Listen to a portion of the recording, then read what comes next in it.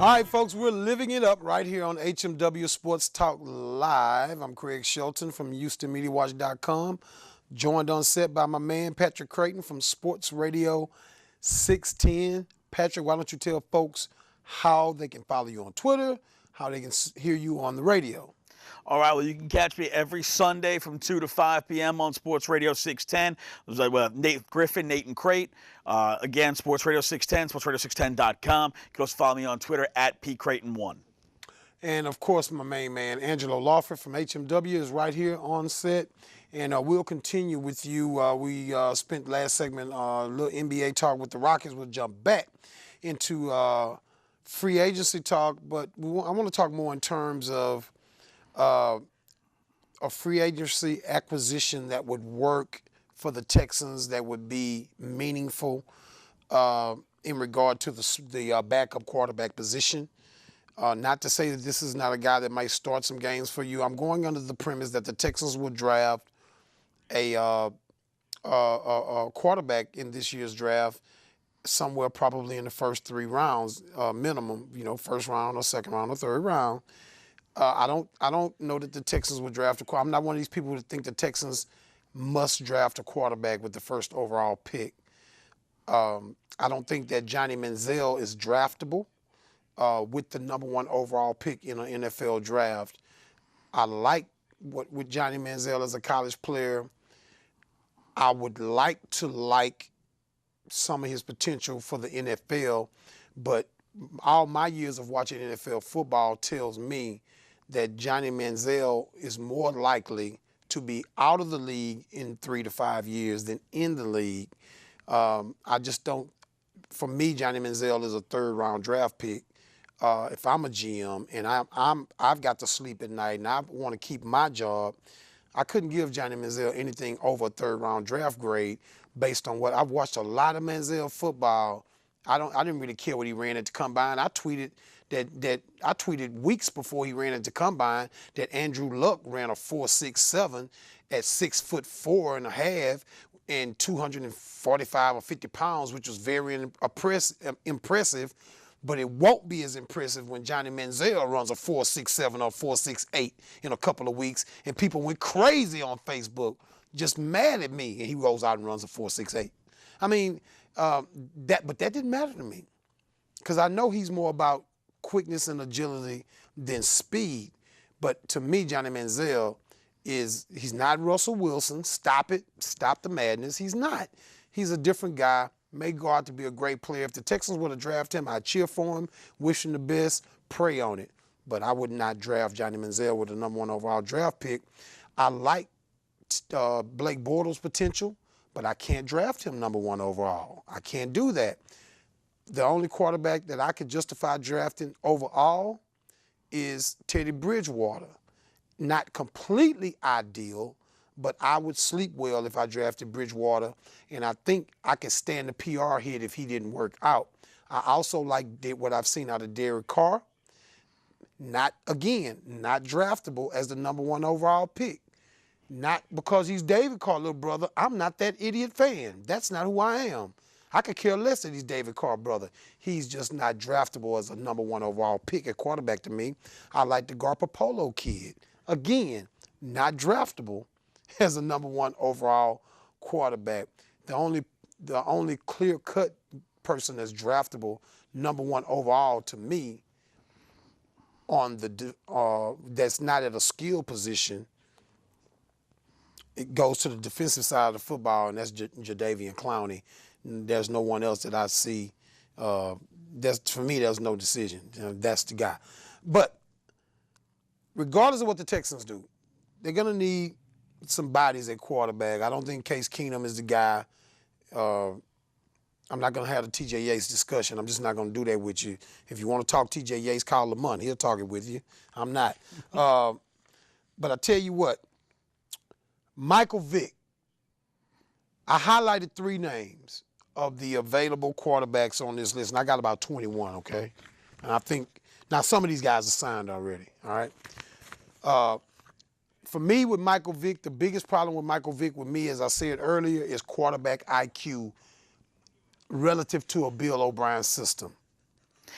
I don't think he's a fit. We talked about it before. Also, he wants to be the starter. He wants to be the starter from day one. Michael Vick and the Jets were involved in contract discussions, very hot and heavy. And the last second, he didn't sign the deal, not because of money, but because the Jets would not guarantee he was going to be the starter from day one. They wanted him to have the competition with Geno Smith. He doesn't want it. He wants to be the guy from day one, and he walked away. Now, they're still talking, but clearly Michael Vick, he thinks he's a starter, and he doesn't think he should be in a competition. Now, you like Luke McCown, and you like the fact that he's played behind Drew Brees a few years up there, and you think that he would be a good fit as a backup. Tell us a little bit more about it in football terms. Why?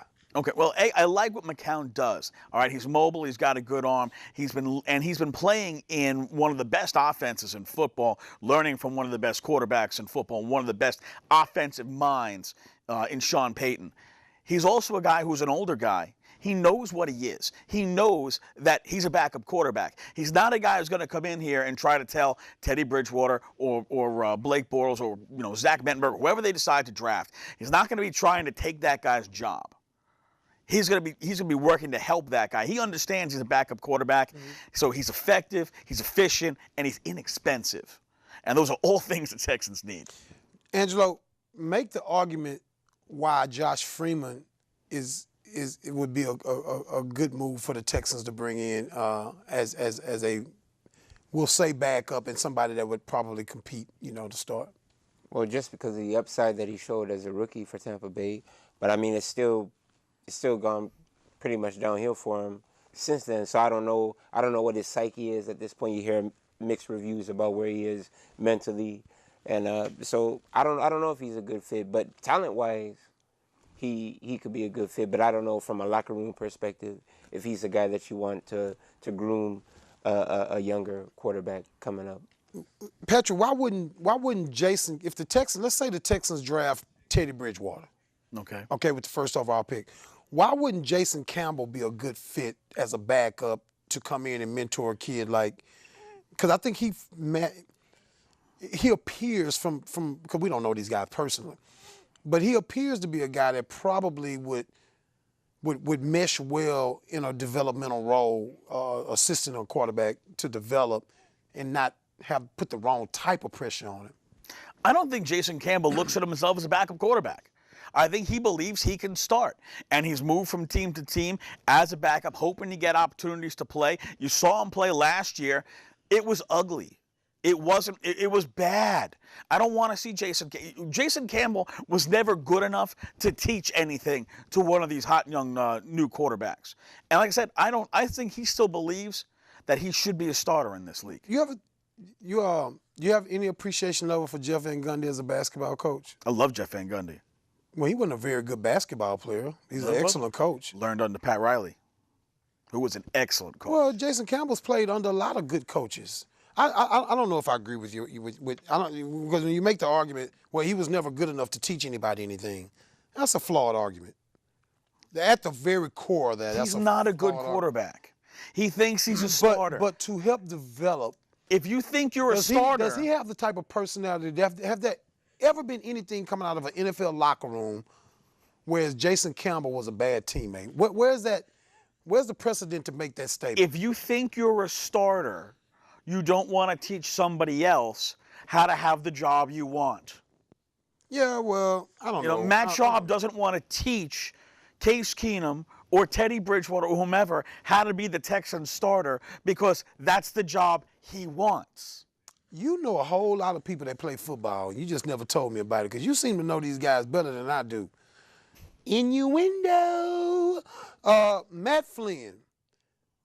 Might not Matt Flynn actually be flat out the best pick of the crop that would be a fit for Bill O'Brien's offense? Oh, I know you're not asking me that question. Well, I know you're going to say that he can't play anywhere but in Can't play anywhere but Green Bay. It's just ridiculous. How'd that work in Seattle? Well, we don't know. We don't know because we don't know. It didn't happen. He wasn't good enough to play ahead of Russell Wilson as a rookie. Wilson's pretty good. He just won a Super Bowl, brother. Remember, his first year, for the first 9 weeks of the season, they didn't take the training wheels off of him. It's not like Russell Wilson was putting up gaudy stats his rookie season first 8-9 games of the year because he wasn't. They had to break him in. They had to teach him the offense. You see him rolling out a lot. They're using half the field. A lot of teams do that with rookie quarterbacks. That's how they developed him. But he wasn't good enough to play over a developmental kid. Well, look, we promised you that we were going to try to break through it and figure it all out. How much time I got left, guys, here? What am I looking at? 10 seconds? We told you that we would figure it out right here on HMW Sports Talk Live who the quarterback that the Texans should go out and get in free agency to be their potential new starter for 2014, and that name is Dan Orlovsky. We'll see you next week. Holla! Holla! Holla! If it ain't live, it ain't me. Oh, too deaf to lose, too shy to slip slide. I'm too hard to fall apart. I'm too cold to get old. I'm too hip to trip. I do it to 'em like this. I wanna load it up, knock back, don't miss. Y'all ain't gonna believe this. Got the preacher wife talking about rock that. If it ain't live, it ain't me. Oh, nigga, too deaf to lose, too shy to slip slide. I'm too hard to fall apart. I'm too cold to get old. I'm too hip to trip. I do it to 'em like this. I wanna